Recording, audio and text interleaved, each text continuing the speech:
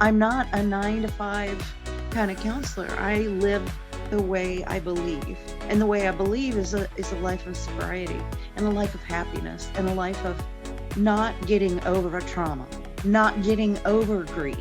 You won't. You have to learn to live with the fact that it happened.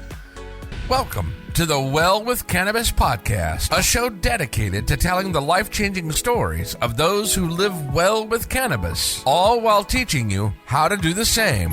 Meet your host, Emily Kyle, a registered dietitian nutritionist turned certified holistic cannabis practitioner. Emily changed her life for the better with the help of the cannabis plant, and now she is committed to helping others do the same. Tune in each week to hear heartwarming stories and gain the knowledge you need to feel connected, inspired, and supported on your own cannabis journey. Whether you're a new cannabis consumer or a lifetime lover, you'll benefit from these uplifting tales of real-life journeys that will show you how you too can live your best life well with cannabis.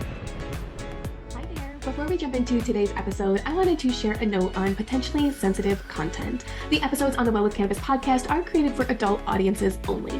We will at times cover sensitive topics, including but not limited to suicide, abuse, mental illness, sex, drugs, alcohol, psychedelics, and the obvious use of plant medicine.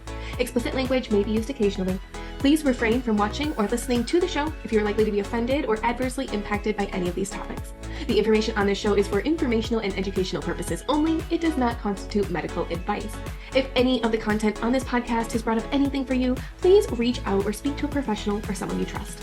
So let me just do like a little informal introduction. You are Suzanne, and I just, again, wanted to thank you so much for doing this with me, because when I read your story, I have it printed out right here, I was like, oh my gosh, like you really have a story to tell. And it sounds like you've had a crazy last 3 months. So how are you? Are you doing okay? Longer than 3 months? I've been an addictions counselor for 23 years. And that is like a crazy job. First of all, 23 years is a long time to do that. It is at first, and then you start learning all these tricks, and you learn about people themselves, and just the kind of run of the mill every addict stuff. So you want to hit that stuff, but that's the easiest because it's almost like you forget it. It's just like blah, blah, blah, right. blah, blah, blah, blah, getting to know you, you know. And I always only focus the first session on getting to know the person, to be positive, and also just ensure that however long they're in treatment, we'll work together. That's so nice. So yeah. I have a really great way of doing that, and that's putting a couch in my office. For real. Have essential oils burning. I've got I've got 4 different playlists that I play from. It's usually like my mood music, you know, kind of the ambient, instrumentals, things like that. But then like I had a guy one time, oh gosh, I mean, it's been 15 years ago, I'm sure. Maybe not quite that late. It doesn't matter. I do not need to get hung up on dates because so much crazy stuff has happened to me. I made a punk ska kind of playlist for him. He opened up like a lotus flower. I swear it was just so beautiful. Just because I was willing to do that. And I might have been the first professional that was ever willing to I want you to be yourself. Yeah. I don't expect anything from you. You know, just telling them that they feel horrible and they feel resentful and all that stuff. And it's like, I can't take that from you. You need to feel it. Yeah. But I want you to feel some other things while you're here. And they do. And it's it's so rewarding. I was going to say, such meaningful work that's got to really make you feel like you're actually helping people. Well, it's like I can connect with anyone. Like me just saying I'm nervous. I probably wasn't even really nervous. Just make sure that I got my head together, you know, for this conversation. But I am a professional counselor. I got my master's in 2012. And then, pardon me, I began to have seizures. And in 2015, I became completely disabled. So... yeah. How did they come? Like, it was like one day out of the blue? Yeah. Oh my gosh. I take that back. See, I'm going to take a lot of things back. There's a lot of stuff that is really big that's happened to me that I've just kind of been like, like I had a brain tumor surgery in 2013. Okay. That's That's huge. nothing to me. My dad died on Easter Sunday that year. Oh, I'm so sorry. That's what I remember. What I remember. I don't remember that I've still got a big old, looks like a donkey kicked me on top of the head, because the screws and the plates that they put in on the brain, on the skull that they replace, it allows for expansion and for it to vacillate, I guess, with pressure. And anyway, that I just, brain surgery wasn't that big of a deal. I mean, I wrecked 2 cars that year. One of them was a brand new, beautiful truck. And I ended up with my '08 Chevy Silverado truck, and it's got over 300,000 miles on it now. So still doing good for you. Yeah.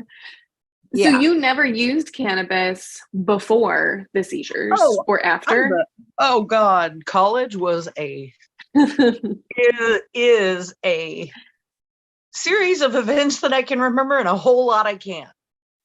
I think we can all probably have the same kind of experience with college for sure. Like that. And anyway, when I graduated when I was 21 from the University of Central Missouri. It was CMSU then, because it was 95. That's how old I am. But I was 21. And I kept partying, and I met a friend, and I shouldn't have married him because he was my friend, but we got married, and we made a very beautiful young lady, my little baby Ryan, and she's 23 now, and she's got a 5-year-old of her own. And that's partially what you read about. I haven't spoken to them since then, because she chose to work on her marriage, and she's blocked our entire side of the family, her entire side of the family. So I've cried over it. I've done my ugly breakdown, whatever the hell you want to call it, something really dark. That's done. But I'm just waiting for her to come back, because I know that when I did that to my mother, I was partying though. I wasn't like trying to fix my marriage or something stupid like that. I've been married 3 times. So, and there were, in all 3 marriages, there were things that I overlooked because of self-preservation, I think. I had gastric bypass surgery in 2009. Okay. So, I would have been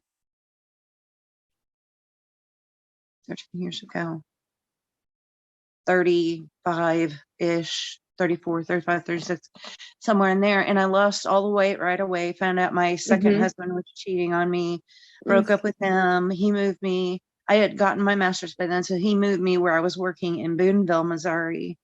And I stayed there for 3 years at an inpatient facility working with people, and the nurses, with the Suboxone and all the medications that they took. Yeah.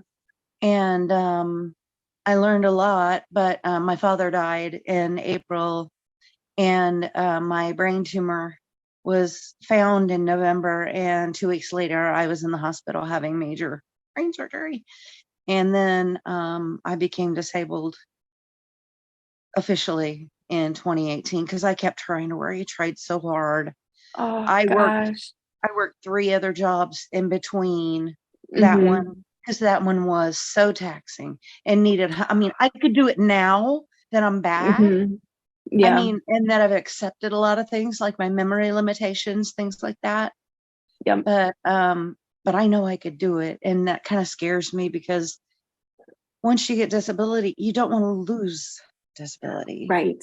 Yes. But with my daughter, her husband, and my grandson moving out, that leaves 2 upstairs bedrooms that I could make into an office. Oh, nice. And my whole garage is clear. So I foresee this big, huge, beautiful, some kind of huge rug in the middle with chairs, and like a group room like Yeah. where you have the door up if it's nice, or fans or ACs or heaters in the winter, whatever, I see a desk in there, although I do not see me doing my networking. So I'm not sure Getting what there. Yeah. that vision is yet to come to fruition, but I don't know what I'm doing there. But I started smoking again. They had to talk me into it. My friend had to talk me into it Oh, interesting. because How long did you abstain? 23 to 48. That's crazy. That's Yeah. crazy. Well, so, and you, I mean, because of your profession, right? You couldn't. Yes, right, exactly. But anyway, all these new things have come to light, and just looking back and looking at how I was living my life and how it is now, it's 180 degrees different than it was. Because of the cannabis? Or has it just helped?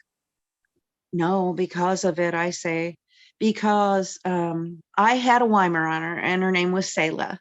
Oh. And Selah and I had 13 beautiful years together. Oh, and I put her down in June. And that day is when I started using the medical marijuana. I did not have my card, of course, by then, but about a week later, I got my card. Because that's one thing that I got in my trials and tribulations in working is I do things I'm supposed to do, whereas when I was younger, I'd be like, I'm not going to get in trouble. But now it's legal in Missouri for residents to just have recreational. Amazing. And trying recreational in Missouri. That's amazing. I know. Like, that's crazy. We're in the middle. We get the last of everything. And it's like, bam, there you go, baby. You can do it. That's a beautiful thing. Yay. It's because there's so many professionals like me that it is what it is, and I am not going to lie to anybody. And my coworkers, my peers, they know I'm not going to lie. People who've been my supervisors in the past, I'm not going to lie to them. So little bit by little bit, it goes up the string, and I think that's what happened. There's just more people out there like me that didn't use and abstained and were miserable for many years. I had 2 hip replacements. Oh gosh. I've had my right knee worked on, my left shoulder worked on, and of course the gastrointestinal stuff is just, I had complications. Okay, my original surgery was in 2009. I had complications in 2017. I was in the ICU. Crazy. I died on the operating table. They had to go back in and operate because somebody had nicked an artery or something, and I almost died. Well, I did, but I came back. Yay. So, anyway, so after that, of course your life is going to change after an experience like, I mean, there was a week there I couldn't drink water or have any intake per mouth. And it's just like, this is torture. And I'm not joking. I just wanted water. It's like, right? Yes. But they didn't know, because when they went in the emergency surgery, they popped in a hole in my esophagus. So that had to heal up enough for me to run around with a drain that would hold. Yeah. So, I mean, there's nothing like waking up with an IV in your neck because they wanted access. That's scary. The PICC line in there. I was terrified because I've never had an IV in my neck before. And I mean, I know that's like our last resort. If we need, it's my head, and I had a port here. So they had, they had access here in my abdomen, but they wanted access to my head too. And that was terrifying. But there's so many things that I remember and I don't remember out of that stay, because I tried. It was so painful that I was on fentanyl, OxyContin, Versed. I can't remember how many other pain relievers I was on. Oh, were you nervous to be on all of those, knowing everything that you know and your experiences? Or were you just like, I need pain relief, I don't even care? Some of both, but more of the pain relief. I don't care, because pain Right. is You can't live when debilitating. pain. Yeah. It can be debilitating, and it was. I And bet. I had all these incisions, and I was I was bedridden, so I didn't have any sores, I don't remember, but I had sore spots. Yeah. I Oh mean, yeah. as thin as I've gotten without even trying. And don't hate that. Don't hate that, because it's as bad as trying to lose weight. It is Yeah. the exact same fight. Given your experience, 23 years working as a counselor, how do you talk to people who maybe are still struggling with addiction, or maybe are just struggling with the mindset of how to incorporate cannabis into their life in a way that's safe and healthy? Okay. First of all, depends on if they've been previous users, so they would know a little bit more about their own tolerance and Yeah. other issues in that way. Other than if they've been in prison, then they may have not had any access to it or other drugs, or drugs that were not good. And that's all that's part of all of that addictive process, because it does become just ingrained so fiercely to protect yourself, to do only for yourself, to, look out for number one and not get hurt. And I worked with a lot of different people in a lot of different situations. I've had people that came out of marriages that were like they were institutionalized because they were so controlled. It depends. Every person is different. Just some of the ones that stand out, and some of the regular things that I say to them are, you have to decide whether you're an addict or not. I'm not going to tell you. That's not my job. My job is to help you work through the reasons you were using abusively. I'm here to help you with the issues and the feelings and everything around the reasons maybe you wanted to escape, things like that. Now, if they need marijuana in their life, it's hard to cut all drugs at once. But if they could just go without smoking, and I mean, I taste how that sounds coming out of my mouth. Yep. Because I want everyone to be healthy and happy and not in pain. Right. And, they have to make their own moral decision of whether to pursue the use of marijuana. And then it's a long time. You think about that, whether you're using or not. I still think about it. I still think, what kind of counselor am I going to be? I don't lie to my clients. Right. If they ask me, I'm going to tell them. Is that going to be all right with the state or whoever is, or their insurance, whoever's paying the bill? Because I don't look to go back to an agency to work for someone else. I look to going into private practice, just because, I worked hard for my master's, and I'm not afraid to start on my doctorate. I've thought about it a million times in the last, I'd say 5 years. I've thought about it a million times, literally, because I see how much my knowledge expands, although I'm working on my memory problems. And that is a very scary deficit when you're a counselor, because you want to know that you want the people in your chair or on your couch. You want them to be relaxed. You want to catch up. I worry. That's more important to me than my paperwork.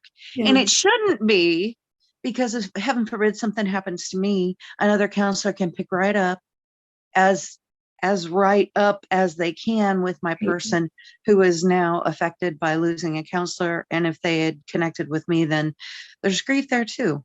Yeah. So, there's so many facets to it. And I am not going to tell anybody not to use anything if it helps them. I will question their thinking. I will give them things to question of themselves. And that's really where it needs to lie. I don't even need to know the answer. Yeah. Some of my guys on probation and parole that are supervised. I don't know why that word was so hard to come up with, but that are supervised, they do UAs or BACs or whatever. And, that can become a huge, I could send them back to prison that's not what Missouri's trying to do right now because our prisons are so overrun. Okay. But in this going back and releasing people that were charged with possession of marijuana, distribution, the amounts are going to have a lot to do with it. Right. You can, even as a medical marijuana patient in Missouri, you can only have so much. Right. Yeah. And I will never be able to smoke that much. I want to be me. I want to be interested. I want to be out running around, playing with my dogs, playing with my great niece, and giving my nephew trouble, and bringing out the boxing gloves for my brother mentally, because he's a pain in the ass. But my mother too, she's 78 or she's 79. Oh. Now, don't tell her I made her younger. She'll flip a fit. But my mother was actually one of the first ones who said, Susie, do you think that'll help you with your seizures? Because you can't keep having these seizures, waking up on the floor, on the tile floor, on the hardwood floor. I had one seizure. It was January the 3rd of last year. I woke up, I'm looking over here because I'm in my bedroom. I woke up between my hard dresser and my soft king size bed. Excuse me for just a second. My ever-present cough. But I woke up enough to turn. I naturally was laying on my right side. Well, when I went to turn, it woke me up because this is why it woke me up. I didn't know at the time. I turned over on my other side because I didn't have any use of my right arm from my shoulder down to my fingertips. None. It flopped. And I had to, because I can't drive because of my epilepsy, and I've got 3 more months left, and I bought a car. So anyway, so I'm really looking forward to that's part of me. That was part of my freedom. That was part of my crank the music up and don't give a F what just happened for now and deal with it later. That therapeutic time in my car, it's changed me because, I'm not up on these new bands. I'm a big metalhead and grunge metal, new metal. Just, I love rock. I always have. I started educating myself on it when I was about 12 years old. I listened to a classic rock station to bone up and know what certain bands were like. Oh, that's Boston. That's off Third Stage, or that's Leonard Skinner. That, that's so-and-so. And, or I'd be like, oh, I got the song. I don't know who it's by. I tortured myself, but I've been a lifelong learner of that. And a lot of these bands, like a lot of them always do, if there's any kind of new movement in the field, they sound a lot like another band. I thought, I'm not going to be able to remember who it was. I thought this one band was Nine Ice Kills last night, and it was something completely different. Really? So I'm working on that because I think that's part of what my memory did. I just exercised it all the time while I was awake, and why I have a hard time getting to sleep sometimes. It doesn't matter how much I've had to ingest. It doesn't matter. My sleep just comes and goes. And that is just something that I've got to deal with. I've tried the night ones. The night ones are not beneficial for me. There's not enough in them to make a difference. Yeah. Just being honest. Yeah. But the edibles with the higher, because I really don't like to smoke it. I smoke cigarettes and smoking weed. I'm worried about my lungs. You Yeah. know, I Yeah. actually do have a spot where one of my lungs was collapsed, Oof. and it's scar tissue, and it could become cancer. You know, the thing. Right. Yes. And of course, then I'm going to not be smoking at all. Smoking, Yep. but I enjoy my vapes Okay. with distillate. I like live resin distillate best. Yeah. I don't have a lot of money, of course. I'm on disability, so I don't get to go to the dispensary a lot. But when I do, I have fun. Yeah. Right. And there's the cutest 20-something-year-old in my favorite dispensary. He is just, I always say it wrong. I always want to say Isaac, but I know it's not Isaac. I think it's Israel. But I don't want to come off with that because that's kind of an unusual name. Right. Anyway, I'm still this old and I'm still boy crazy. So that is a great tip for anyone going to the dispensary. Might have a little eye candy to look at when you go. Oh, and the other one is full of men, but my right. But I'm not as familiar with that, you know, and right. Yes. It's that inborn, even before the person that I am, you had different roles in your life. One of my roles right now is I use marijuana. So even before that, it's I don't want to look stupid. I don't want to look stupid. I don't want to look stupid. All right. You know, groups or like speaking about recovery in front of 80 people that, you know, some of them I've met, which makes me more nervous. You know, some of them are my own patients. Yeah. I always get a good review and I'm always just you can't, I don't know that it's like being a rock star, I guess. I'm elated when somebody comes up after my lectures and says, Suzanne, listen, I'm so glad you said that. I need it said to me that way. Yes. You just made a difference in my treatment. And hugs. Sometimes, I mean, I will tear up in my office when I go back. I'm like, absolutely. Holy crap! I'm doing what I'm supposed to do. Yes, you're calling. Oh my God, for so many counselors that don't give a crap, that don't understand. There are way more that do, and just want you to be relaxed and comfortable talking to them because you're here for a reason. Let's do it. Man, I wish everyone could have you as their counselor. You just have that like perfect like vibe and flow, and it's just got to make whoever comes across your path feel like, oh my gosh, I found someone who understands me and treats me like a person. Like that's just so rare, and I'm sure I don't give a crap about your rap sheet. And oh God, another thing that's really hard to get over, which I haven't found in this many years, haven't found something smart ass to say back to these counselors. There are counselors that you will work with in a team that has seen this patient 3 times, or they've had 3 different counselors. In this facility, I'm thinking, what's wrong with the facility? But don't tell me what this person was about 5 years ago. Don't tell me what they were like last spring, because I'm working with them now and I'm very capable of making my own decisions professionally, and don't tell me how to do it. I'll fight them on that. See, that's what makes you amazing is not everybody's willing to do that. And as a caveat to that, I try new stuff every day. Yeah. Because so many people that are resistant are the most important ones to me.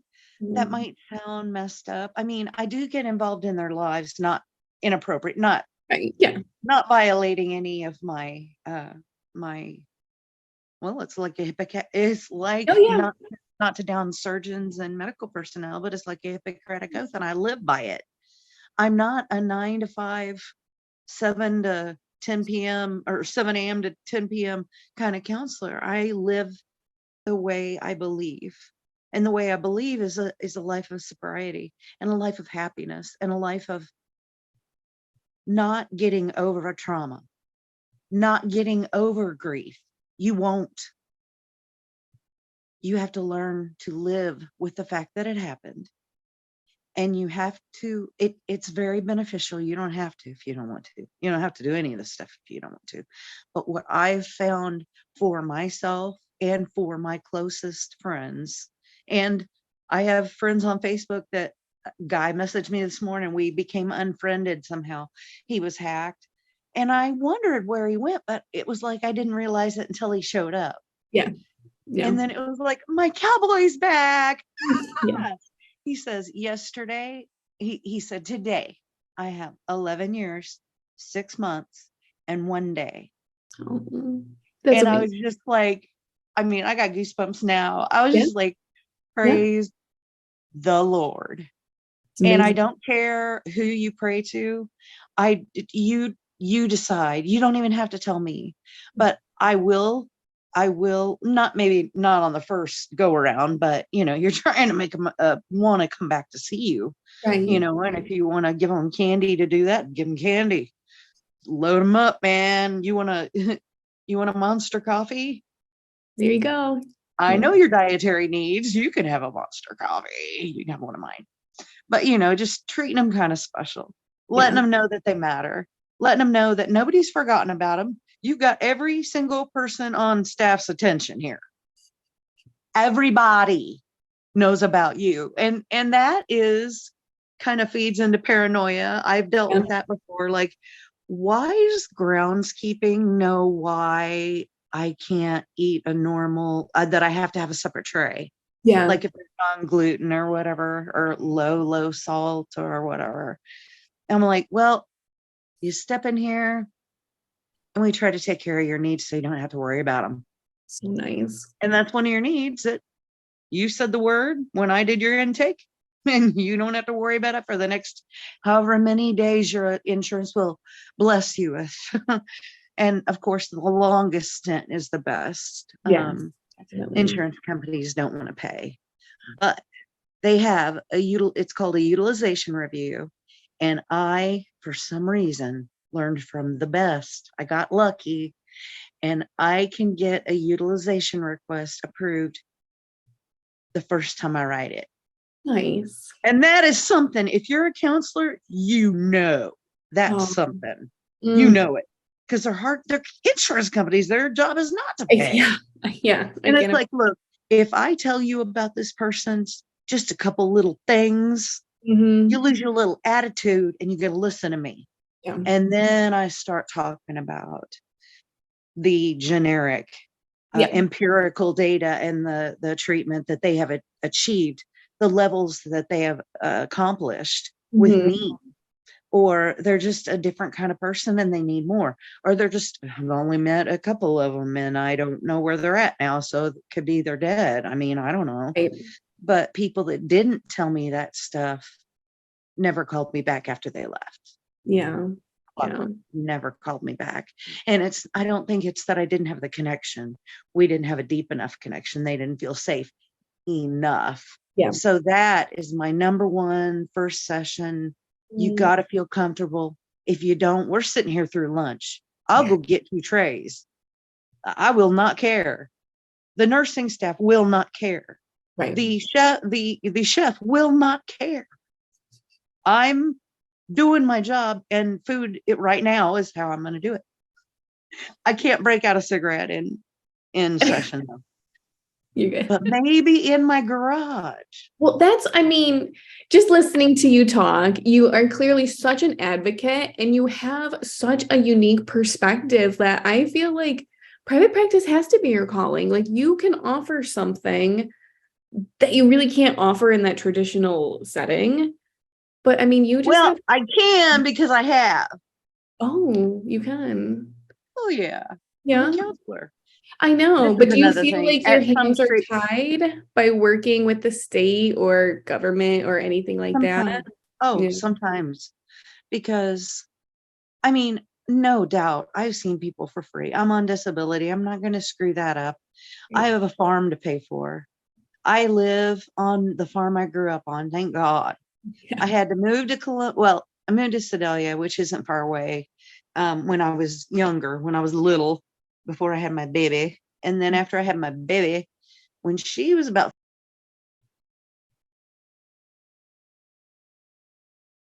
phone call. Okay, whatever.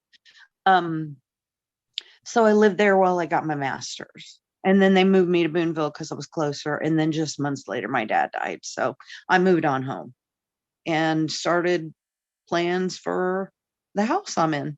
No, it sounds like you definitely have the office space, you have the garage space, like you really could do the private practice thing. I have dreams about that garage. I envision it And for you. I just feel mandalas on the yes. mandalas on the wall. Yep, I've I got see it. I'm a big metal fan, so I have a lot of different type of diverse music. They're like tins if you go on Amazon, or actually Hobby Lobby started it with tins that say kind of half off things. Yeah. Well, I've got Dimebag Darrell Pantera, the guitarist that got killed back in 2008. I've got Pantera stuff because it's always been my favorite band. Slayer, the Van Halens, I've got all kinds of music stuff to put up. I've got ribbons and trophies from when I was in 4-H. So I have a high shelf that you have to want to see what's up there. Yeah. If I put them up next to the edge, you'll be able to see my little plaques and trophies and stuff. But that's way back, it's like you start working with me, you know who I am. I don't hide who I am, which is why I've had such a struggle in deciding how to come out to people that don't know as a marijuana user. Yeah. Because because a lot of people, and I wouldn't tell them the first time, might not tell them the second or third, because you got to hook them and you got to want them to come back, and they're doing better. They're experiencing positive things and negative things that they didn't realize were negative, and they're changing that and want to help facilitate that in their lives. And only if they trust you, they're not going to say, oh, yeah, my counselor smokes grass, she's not real. Right. But I so am. And I just have to convince them of it. I definitely just have to do it. I think that's one of the hardest parts for so many of us, is coming out of the cannabis closet. And when is it an appropriate time? When is it okay to talk about? When is it not okay to talk about? And I think I connect with that because I feel like we all experience that on different levels. Yes, I think so too. I noticed one thing I wanted to ask you was about your credentials that are behind your name, Emily Kyle, Miss Emily Kyle, the diet nutritionist. Yes. What do the last 3 letters stand for? Last 3 is HCP, which is holistic cannabis practitioner. So I did the traditional route. I went to college, got my master's degree in nutrition and dietetics. But I didn't learn anything about cannabis then. And so I had this really strong interest to talk about cannabis just because I used it in my own life. And when I started talking about it, and maybe you'll relate to this as a healthcare professional, I kept feeling really guilty that I didn't have the formal training on it. I'm like, I'm not qualified to talk about this. So I ended up going back to do that certificate program, which is where I've got those letters. And it was good for me because I actually feel more confident in knowing what I'm talking about. I think as a professional, we obviously want to know what we're talking about. And we want other people to feel comfortable that you do. Yeah. And that's, oh gosh, I know that exactly. I know exactly how that feels. Exactly. In fact, I wonder if there's some kind of, I know I could become an addictionologist as a doctoral level, but, is that work able for me to do? Right. I know, I can tell you right now, I made a B. I graduated with honors with my master's, but I made a B in research. And because it just doesn't make sense to me. But you get me numbers I'm interested in that do make sense. And I do have somebody to explain them to them. You don't have anybody explaining. That instructor was such a sweetheart. She looked like she was about 25 and a new instructor, and she loved us. So I think she didn't want to see us fail. Right. And thank God for her. I met a lot of wonderful clinicians and professors, and I still am along the way. I don't know if you can connect with this with me on this level, but it's hard to be like a professional in the industry because I feel, and maybe this is my own perception, but I feel like a lot of other professionals in my field judge me because of the cannabis. Right. So you just advocate for yourself just like you would anybody else, just And as hard. I mean, people like you, people like me who are in the field who come out and say like, this is okay. And we are okay. And it will be okay. I think that's what's good, what it takes to move the needle forward and to change the face of cannabis, because so many professionals are so afraid to be honest and to show the truth because they're afraid of what will happen to their careers or how people will perceive them. That I'm really thankful that you had this conversation with me, because I feel like so many people are going to listen and be like, oh my gosh, she's just like me, normal, and lives a normal, healthy life with cannabis. I'm not normal. But you're better than you were. I function really good. I am not That's normal. the goal. And there's no such thing while I'm plugging my while I'm saying some of the things that I always say. What was I going to say? Shit. If you have addiction, you'll always have that addiction. Yeah. It is. So you're going to have to be really mindful and self-aware. And if you don't have that and you don't know how to wrap your head around how to get there, there are programs. There are 8-week programs. I know in Columbia, Missouri, where MU is, there's an 8-week class. It's at Unity Church, so very non-denominational, very welcoming, very, very loving community that lets some professionals do, people that wouldn't have offices, they let them do workshops or whatever with people every Tuesday night from 7 to 9 or whatever, That's perfect. Yeah. And I'm a very lax teacher. I got to go to the bathroom. Anybody else got to go to the bathroom? Well, let's take a break. And you better be back. I'm giving you a whole 15 minutes. You better be back. I feel like that's why people connect with you, though. Like, you're so real. Like, it's easy to connect with you right away. And I can see why your patients would feel like, oh my gosh, she's a normal person. Like, I just connect with her. I feel normal. I feel safe. Good. I'm glad I come off that way because that's how I intend to be. That's how I intend to be. Now, I want to be respectful of your time. We're going to wrap this up. I'm going to ask every interviewee the same 4 questions. So bear with me. And the first one is, of all the things you've done in your life, what are you most proud of today? Making my father, who was a lifetime farmer, a lifetime rancher. He had a little girl in 1973, and he had no idea what to do with her until she decided to throw down and make him show what she could do with him. Mm-hmm. I'm glad that I created a relationship with my father before he died that was one of mutual respect and love. Mm-hmm. And I'm not going to cry because it's so powerful. He was a hard-headed, salt of the earth type person. Mm-hmm. But my grandmother, his mother, was my favorite grandmother because she understood everything. I could tell her anything. She didn't understand tongue piercings and shit, or tattoos, but I didn't even try. I mean, it's like, really, my heart, my heart, and that's what's important. Yeah. So at the same time, I knew he had that in him. Mm-hmm. Yeah. So we got in 2 or 3 yelling matches to where I finally made him listen. I want to run this farm when you die. And if you set it up, we can. So stop it. All the things that I intended to do with him, I did not get to do. But when he was not with us anymore. He was in the ER when I got there. Boonville's about a 45-hour drive from Sedalia where he was.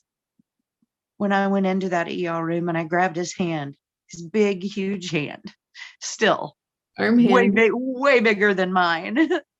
I grabbed his hand and I squeezed it as hard as I could. And I said, Daddy, Susie's here. I'm right here. I'm right here. And if you have to go, you have to go. But don't stay because of us, because we'll be okay. We'll figure it out, So my whole life, that's what I'm proud of. Oh, that's such a sweet story. And thank you for sharing. And I did cry. Sorry. It's emotional though. And I'm so sorry you lost your dad. And I'm just me too. Honoring him. Oh gosh. But I talk to him every day. You don't understand. No. Well, we won't get into this talk, but he's here. I'm so happy. Grandmother. I smelled his cologne so heavy the other night. Oh, nobody wears that cologne.